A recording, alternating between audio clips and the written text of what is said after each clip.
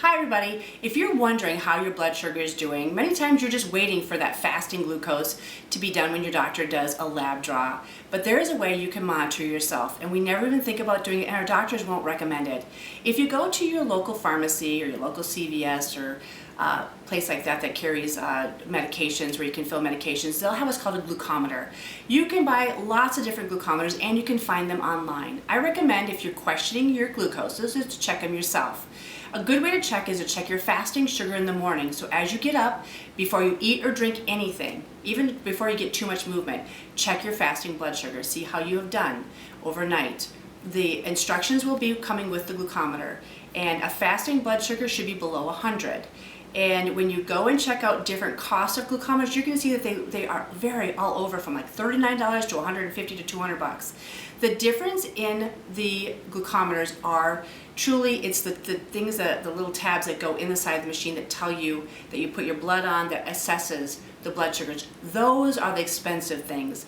So say you buy a $39 glucometer but only has 10 strips with it, that might be fine if you only want to check 10 times. But if you buy a $150 one that has 100 strips in it, those test strips expire very quickly. So they might last only 3 months. So if possible, you could open up that box before you leave and see if you can check the expiration date on those test strips. Because once they're expired, they don't work any longer, and then you have to refill them and you have to go online and order them. The cost of those test strips are very expensive. So you could probably pay sometimes as high as 75 bucks for 25 of them. So that's where they get you, is in the cost of those replacement test strips. So if you buy a glucometer, check the test strip replacements. If you're just going to check a few times to see how your blood sugar is doing at home, then just having a lower number like 25 or less is probably just fine. Again, you're going to want to check a fasting blood sugar. That would be right away in the morning before you eat and before you get any water on board and before you do much of anything. And then the next time you want to test is like an hour and a half to 2 hours after a meal to see how your body processed the blood sugar down after you ate some food, how the insulin's working.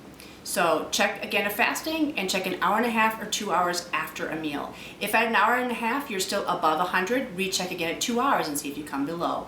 If it tends to stay higher than that, you might want to have a conversation with your doctor or your natural health care practitioner to see ways you can help support your body and support your pancreas.